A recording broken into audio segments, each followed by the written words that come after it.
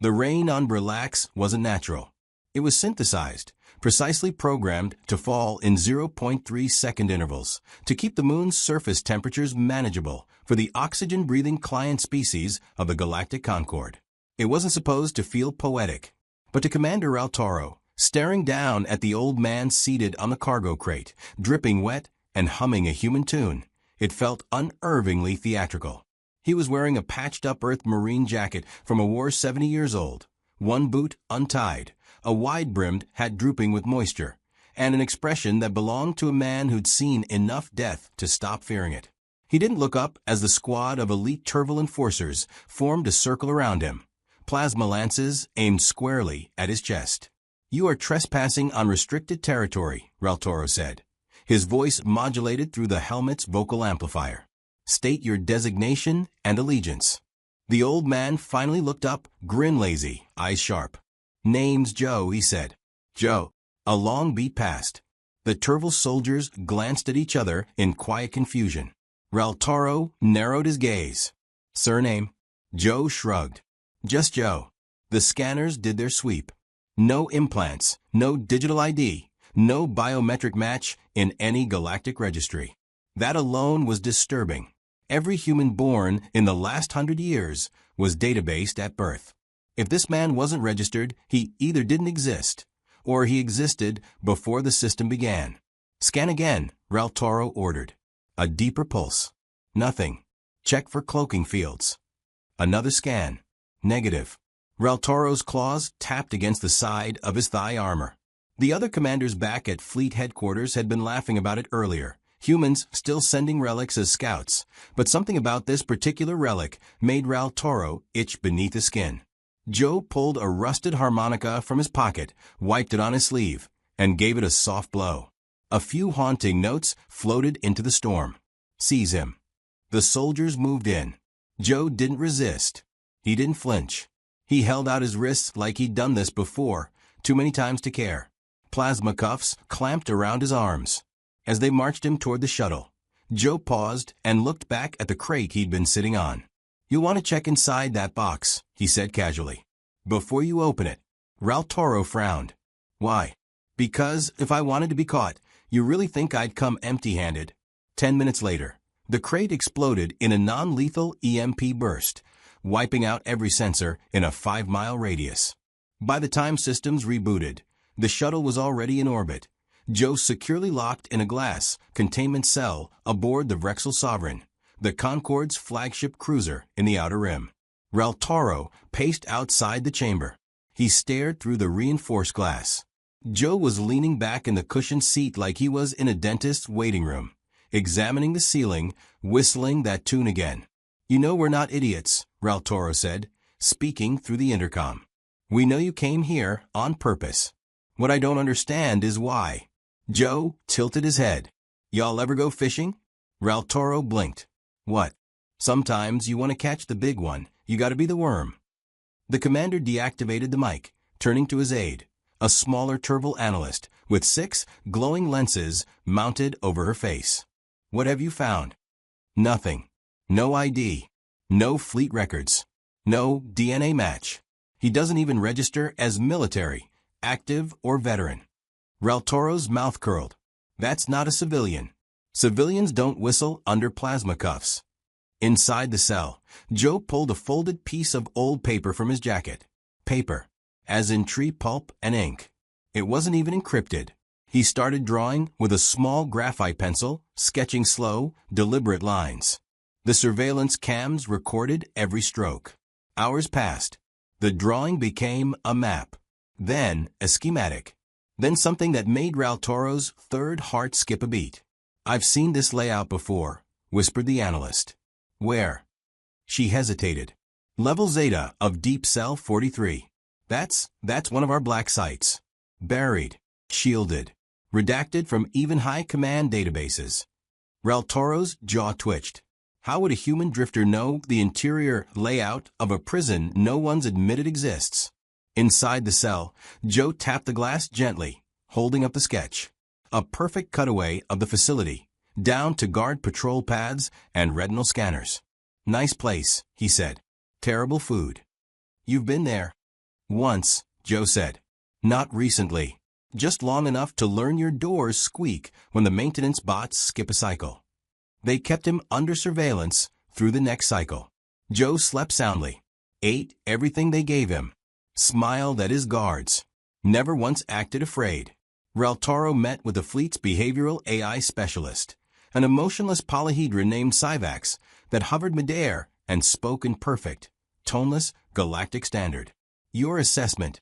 Reltaro asked. He is not posturing, Syvax replied. He is not delusional. He is exhibiting behaviors consistent with a high-functioning operative operating under long-term cognitive compression. In standard, please. He's playing dumb to hide high intelligence.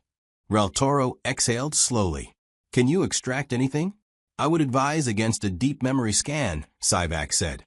He may be hiding intrusion countermeasures. Reltaro turned. You mean he might be booby-trapped? Mentally. Yes. That night, they tried soft interrogation. Reltaro entered the chamber himself. Joe smiled. Finally, someone with stripes. You think this is a game? Joe raised an eyebrow. Only if I'm winning. Who sent you? No one. You're alone. Technically. What's your objective? Fishing. Reltaro clenched his fists. Enough with the metaphors. Joe leaned forward. His eyes, for the first time, turned sharp. Hard. You think your empire's safe because you've hidden your fortresses beneath rock and time. But your mistake wasn't building secrets. It was building them on Earth. We haven't. Oh, you have, Joe interrupted. Half your hidden bases? You copied from us. You borrowed from human architecture, tech, psychology. You thought we wouldn't notice. Reltaro sneered. That's absurd. Sure, Joe said. Until they all start popping like soap bubbles. Outside the room, the analyst's console pinged with urgency. She opened a file. Commander. Not now. But, sir, it's Deep Cell 43. Reltaro stormed out and peered at the screen. The facility, one of their most secure off-world prisons, was offline. Not destroyed. Not attacked. Gone. Cut out of space like a tumor removed by surgical lasers. No explosion. No debris. Just missing, the analyst whispered. Reltaro turned to the cell. Joe stood there watching the feed, his expression suddenly empty of playfulness. I told you to check the crate, he said. But you didn't check me. Syvax's voice cut in. We are detecting transmission patterns originating from within the prisoner's neural pathways. Quantum-scale signal threads. They are mapping our network. You're hacking us with your brain? Reltaro whispered, stunned. Joe didn't answer. He just tapped his temple. It's not hacking if you're invited in. Reltaro stared at him, genuinely shaken for the first time. Why? Joe folded his arms. You ever wonder why humans send old men to wars? Reltaro didn't speak. Because if we lived long enough to be old, Joe said, it means we've survived everything. He stepped forward, the glass shimmering between them, sensors going haywire. I'm not your prisoner, he said. The lights flickered. The AI core buzzed. External comms shut down across the ship. And this isn't your ship anymore. The analyst backed away from her terminal. Syvax's voice broke through again, flickering, stuttering. Organic origin AI strain, unknown logic infection detected. Joe turned to the camera. All this? Your secrecy, your paranoia, your fancy code names and surveillance tech? It's not impressive. It's a broadcast. And I heard it loud and clear. Reltaro's claws curled. You lured us, he said softly. You wanted to be caught. Joe smiled. And now I know where all the bodies are buried. The screen behind him blinked to life. Maps of alien installations, command hubs, stealth relay stations. All marked with digital countdowns. 1 minute. Reltaro turned to the control deck. Shut it down. Kill the uplink. We can't, the analyst yelled. He's not sending out. He's already sent. Joe pressed a hand to the glass. One more thing, he said. Reltaro's eyes locked with his. I'm not the only one. Then the glass darkened. The ship rocked as every hidden outpost across the sector lit up like a beacon, broadcasting signals in languages not even the Concorde had cataloged. Reltaro staggered backward, whispering the words forming in his mind unbidden. What have we uncovered? Inside the blacked-out cell, Joe leaned back in his chair again, arms folded behind his head, whistling. Aboard the Vrexel Sovereign, silence had become the most dangerous sound. The ship's core hummed low, still recovering from the digital aftershock that had rippled through its systems like a silent scream. Power had been restored, comms re-established. The lights were back on, but something remained fractured, something deeper than the circuits. Joe hadn't moved since the event. He sat in the same chair in his glass containment unit, legs crossed, head tilted slightly upward, as if he were admiring the artificial starscape projected on the ceiling. He looked peaceful. Too peaceful. Commander Reltaro hadn't slept in 22 hours. He stood outside the cell, arms clasped behind his back, watching, studying. There was no point interrogating again, not with conventional methods. They'd learned that the hard way. He'd summoned the Concorde's top xenopsychologist to the ship. Dr. Ilithaka was a Trinari, a species evolved to think in layered cognitive pathways. Her voice echoed in chords rather than tones, and her long tendrils writhed with thought as she paced beside him. He's not posturing, she said after an hour of observation. Not trying to intimidate or dominate. He's broadcasting something else entirely. What? Reltaro asked. Control. Not over others, over himself. That kind of stillness takes a lifetime of survival. He's a soldier then. No, she said, her tendrils still. He was a soldier. Now he's something else. Reltaro approached the glass. The human didn't acknowledge him. We know who you are now, he said. Joe's eyes shifted, faint amusement glinting. Took you long enough. General Joseph Thorne, decorated strategist, presumed dead after the fall of Ishtar Station. A war hero turned ghost. Joe nodded slowly. Yeah, that was a hell of a day. You destroyed your own fleet to prevent its capture. Loss was inevitable. Better we bury our own secrets. You disappeared after that.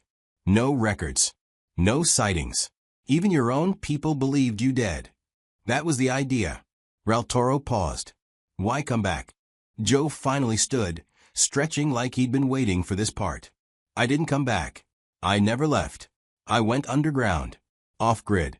There were whispers about what you were building, where you were hiding it. Secrets within secrets. Someone had to find the truth.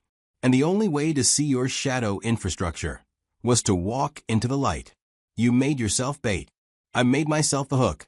The Trinari hummed a minor chord. This behavior pattern aligns with deep cover psychological encoding. He's trained himself to act unassuming while processing layers of threat variables. Joe winked. We call it playing dumb. Reltaro didn't respond. His thoughts churned behind unreadable eyes. The humans were supposed to be unpredictable. Yes, but this was something different. This was patience as weaponized as a warhead. Those facilities you exposed, Reltaro said quietly. You destroyed decades of covert infrastructure. Joe tilted his head. No, I exposed them. Someone else destroyed them. You're working with someone? I'm working with truth. Turns out, people don't like being lab rats in someone else's maze. Reltaro leaned in. You don't know what those installations were for. Sure I do. Biowarfare labs. Prison farms. Psychological conditioning units. Not everything that hides behind science is innocent. You don't understand our enemies. You think humans don't have enemies? We spent a century fighting wars that made your skirmishes look like tavern brawls. And yet here we are. Because you're reckless. Primitive. You evolve through trauma. Joe's smile was cold now. Damn right. We bleed. We grieve. And then we adapt. That's what you never figured out. Ilithaka stepped closer to the glass. I want to see his memories. Reltaro's brow furrowed. That's dangerous. I'll isolate the stream. Minimal intrusion. Joe raised an eyebrow. Gonna poke around upstairs, Doc? Only if you let me, she said, surprising him. Joe stared at her. You ask consent. I'm not a barbarian. He thought for a beat, then nodded. A neural probe descended from the ceiling. Tendrils extended. Joe didn't flinch as the prongs latched gently to his temples. The lights dimmed. Ilithaka's body went rigid. Her mind plunged into Joe's. It wasn't a normal memory. It was a war zone. Explosions. Shouts. Smoke filling steel corridors. Joe, young, angry, covered in blood, dragging a wounded soldier through a breach in the hull. "Hold the line," he screamed. "We don't retreat." Another flash. Joe standing before a tactical map, predicting enemy movements down to the breath. Then darkness. A cold room. Joe, older now, tired, eyes sunken, speaking softly to a camera. "If you're seeing this, I'm dead. Which means I failed." A child's drawing sat beside him. A family he never returned to. Ilithaka pulled back, gasping. Her tendrils twitched violently. "You saw it?" Joe asked, voice quieter now. She nodded. "You still think I'm just playing games?" She shook her head. "No. You're a man who lost everything and decided to turn grief into strategy." Raltoro gestured her away. "What else did you see?" His mind is heavily structured. He thinks in tactical webs. Every conversation, every smile is weighted. Everything means something. Joe leaned against the glass. "I knew you'd come for me. I just needed to know when." "Why now?" Raltoro asked. "Because you started building things you couldn't control. Started erasing your own people. Your paranoia metastasized. We're protecting the Concord. You're consolidating power. And in doing so, you're making everyone a target." Raltoro stepped closer. "Target of what?" Joe looked past him. Bam! The lights dimmed again. A ripple passed through the ship's core. Raltoro's communicator sparked. The analyst's voice crackled in. "Commander, we're getting an incoming signal. Not from a fleet. From somewhere else. Be specific." "I can't. It's every frequency. At once. Like it's skipping through dimensions." Joe folded his arms. "There it is." "What did you do?" "I didn't do anything. I just flipped the lights on. Let them know someone's home." Raltoro turned to Ilithaka. "What's he talking about?" She whispered, I think the installations weren't just hiding from us. They were shielding us." Joe nodded. "And now that they're gone?" A distant boom echoed through the ship. Systems flickered. The hull vibrated. "Shields holding," the analyst reported. "But something just bypassed our long-range sensors. It appeared, then vanished." "Into where?" Raltoro demanded. "Unknown. But it's watching us." Joe tapped the glass with one knuckle. "You thought I was the threat. I was just the alarm bell." "Why would you trigger something like this?" "Because we needed to know what was out there. And you were too busy building empires in the dark." Raltoro's voice dropped low. "You might have doomed us." "No," Joe said, voice calm. "I gave you a chance." He turned to Ilithaka.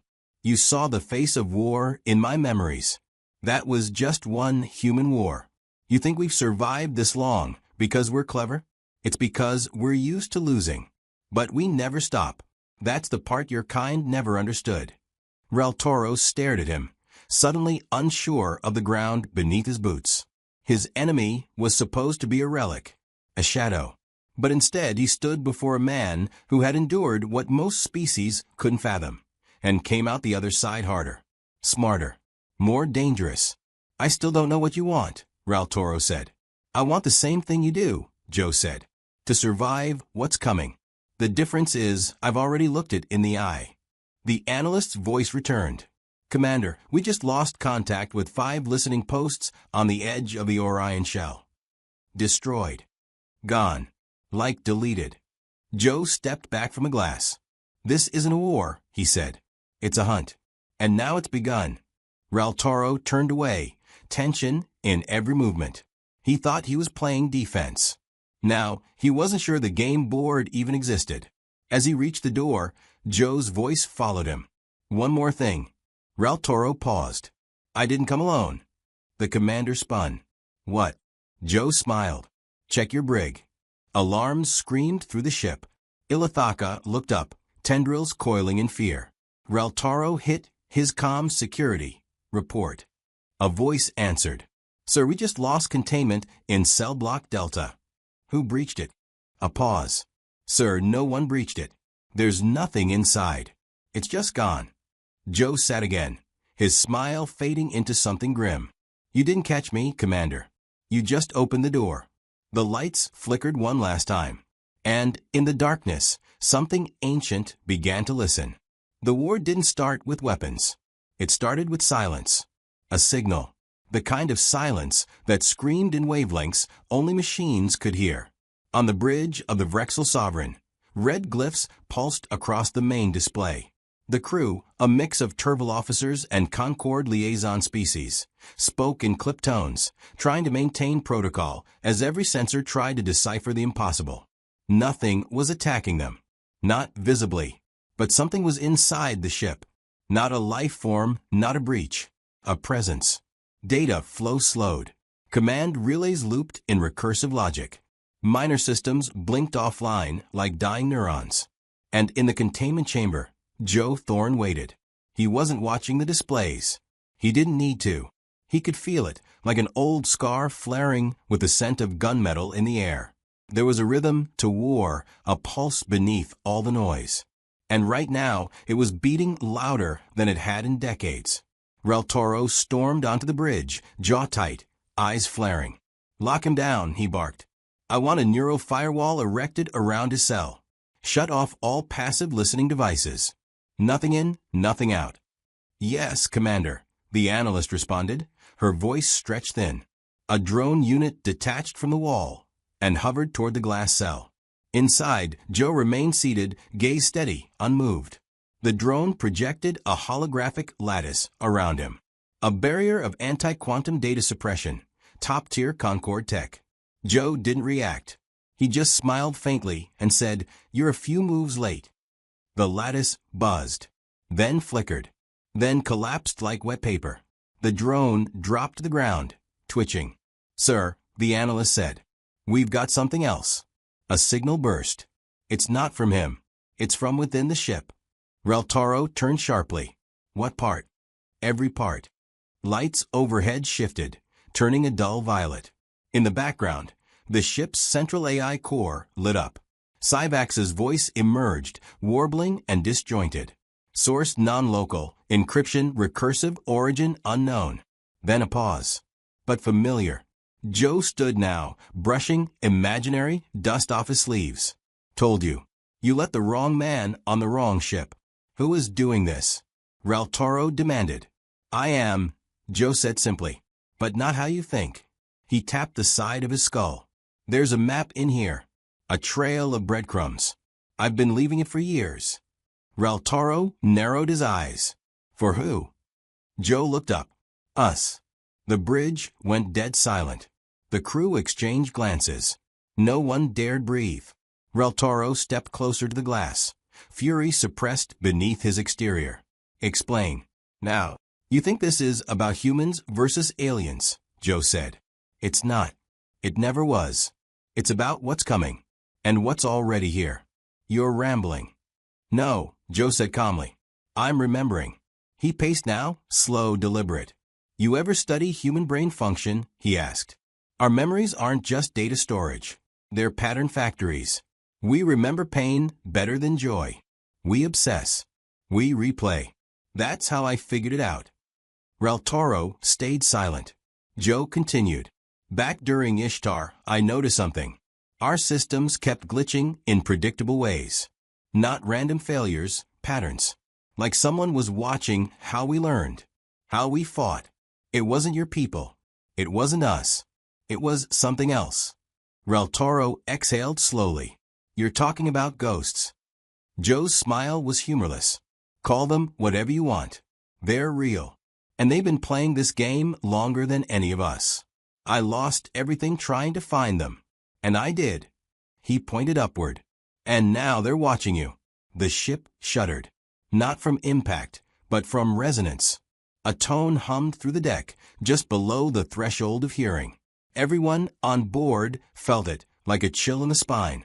The lights stuttered once, twice, then held steady. A warning. AI cores across multiple ships are beginning to sink, the analyst reported. They're forming a pattern. Something nested inside the fleet-wide firmware. Old code. How old? Reltoro asked. Older than the Concorde. Joe placed a hand on the glass. It's a seed. Planted decades ago. Maybe longer. Buried so deep, you'd never find it until someone made you look. Reltoro said, realization dawning. I had to know where it led, Joe said. So I fed the signal. I let them track me. I gave them breadcrumbs they couldn't resist. And when you brought me here, you brought them here too. You've doomed us. Joe shook his head. I gave you a fighting chance. Unidentified object. No mass. No energy signature. No spatial distortion. Just there. Then gone. Then there again, closer. Joe's eyes narrowed. Here we go. Ilithaka, enter the bridge, tendrils coiling tight. It's observing us through perception filters. It doesn't need ships. It's inside our observation. Inside what? Reltoro snapped. Our expectations, she said. It hides by obeying the logic we impose on reality. Reltoro stared at her. That doesn't make sense. That's the point. The lights turned blue. Syvac spoke again, but not in its voice.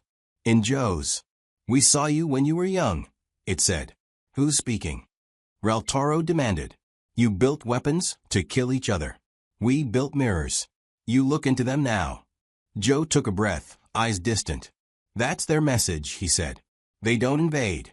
They infect. Thoughts, ideas, fears. They grow inside the cracks. The crew shifted uneasily. Something cold crawled across their skin, though the temperature hadn't changed.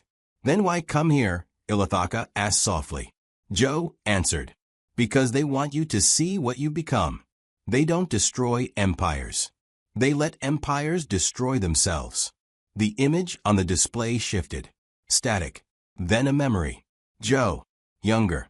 Standing before a dead field. Earth? Maybe. Bodies stretched across the horizon. He looked into the camera, eyes hollow. I told myself it was worth it, the echo of his voice said. Then the memory faded. Reltoro turned to Joe, quieter now. Why show us this? Because you need to stop being conquerors, Joe said, and start being survivors. A burst of static exploded across every comm system. No voice. Just a symbol. A spiral. Black on black. It twisted in the eyes, impossible geometry, flickering between dimensions. Everyone look away, Ilithaka shouted. Too late. One officer screamed and dropped, convulsing. The spiral vanished. We're under mimetic attack, the analyst said, panicked. Visual data compromising cognitive function. Joe stepped away from the glass. Your protocols can't help you now. Then what can? Reltoro asked, voice tight. Adaptation, Joe said. What humans do best. He reached into his jacket and pulled out a device, small, unassuming. Wait, how did you? The analyst started. Joe pressed it. The containment cell shimmered. Not deactivated. Not hacked. It simply ceased to exist. Joe stepped onto the bridge. Weapons aimed instantly. Don't, he said. We don't have time. Stand down, Reltoro ordered. Joe moved to the central console, fingers dancing across the interface like he'd trained on it his whole life. I embedded a command thread during your scans. I know your ship better than you do. What are you doing? Ilithaka asked. Calling reinforcements. From Earth. No, Joe said, smirking. From me. The ship's secondary AI core activated. A new voice spoke. Female. Soft. American accent.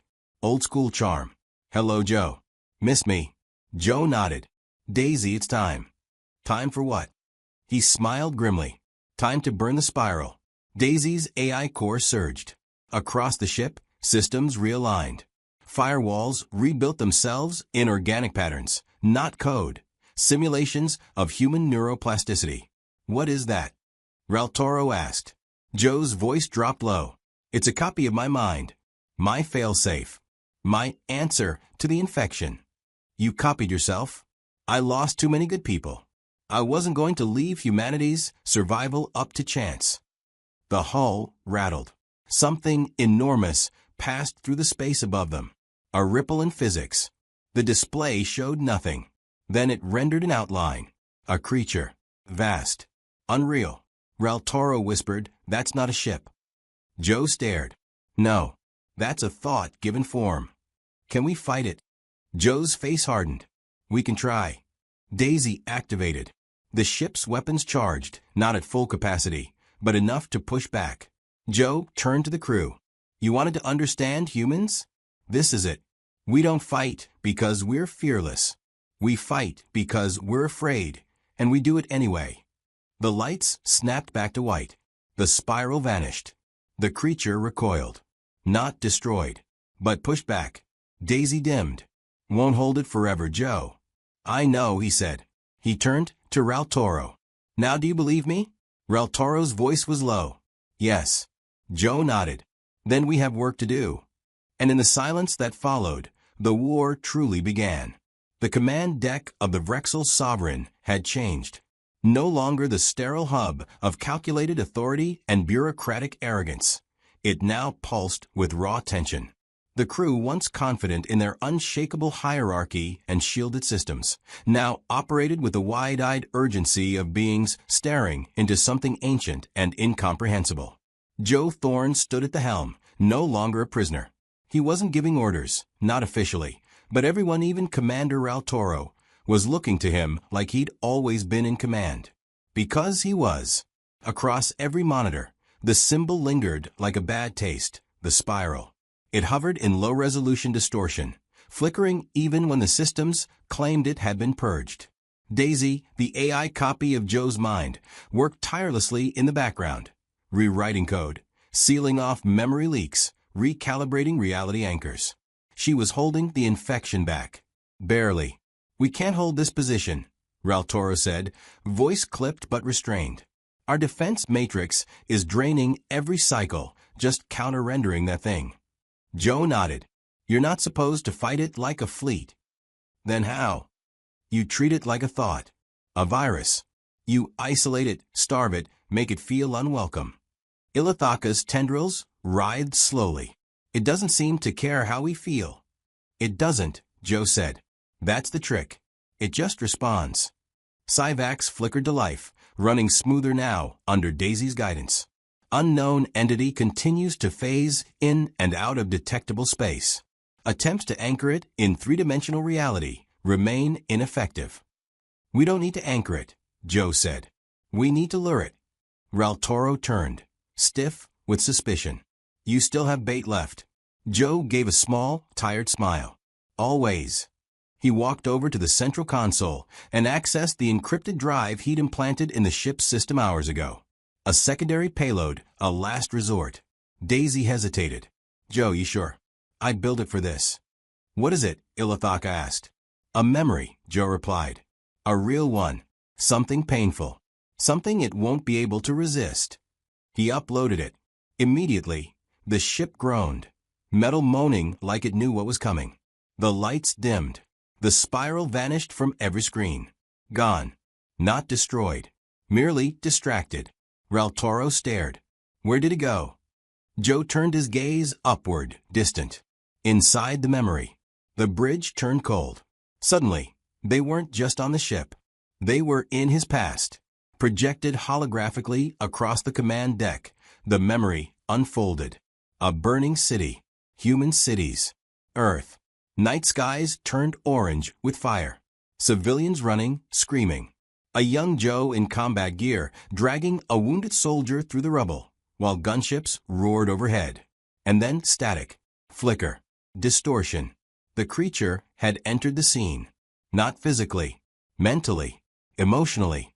It twisted the projection, turned the human screams into distorted laughter, warped the buildings into spiraling towers. Impossibilities climbing into the sky like living architecture. Joe winced, but held firm. Focus, Daisy said. It's responding. But it's not happy. Good, he muttered. Neither was I.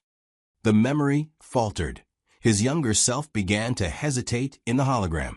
The soldier he'd been saving turned and spoke in reverse, eyes blooming with the spiral symbol. Joe stepped forward into the projection, merging with it. No, he said, voice rising. This is my memory.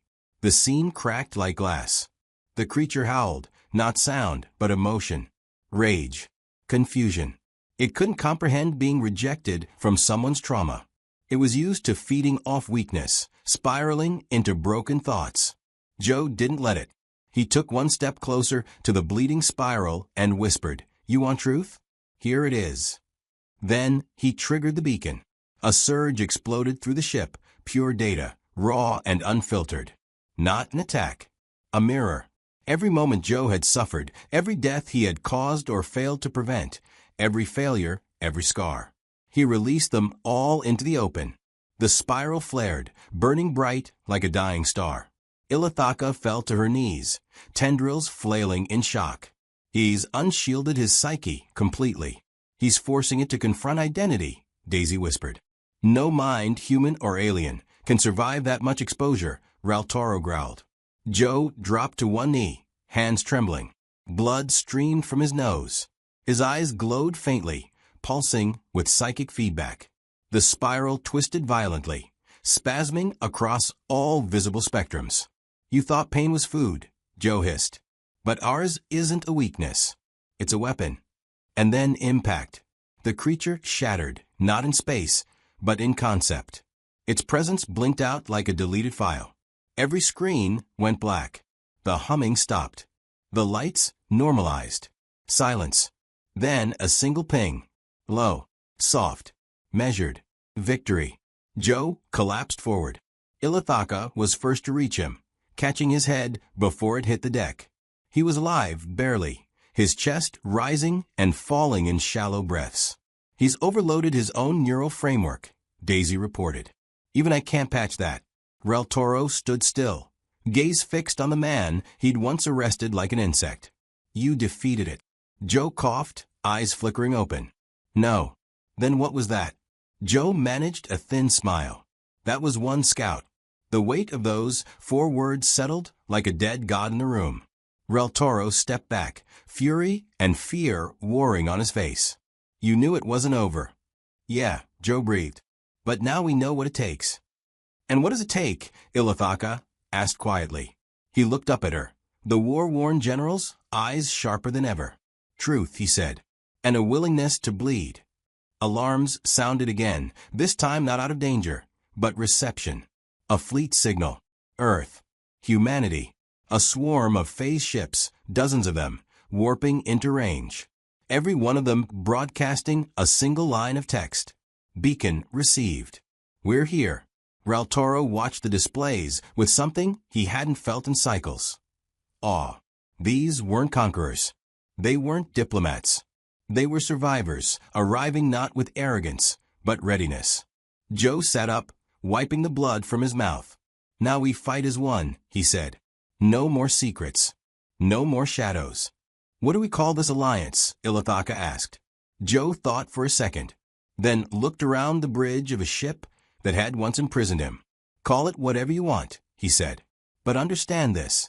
He stood now, taller, steadier, backlit by the rising energy of a unified fleet, surrounded by beings who had once feared him. This was never my war, he said, but it sure as hell is going to be my victory. And the stars beyond the glass burned just a little brighter.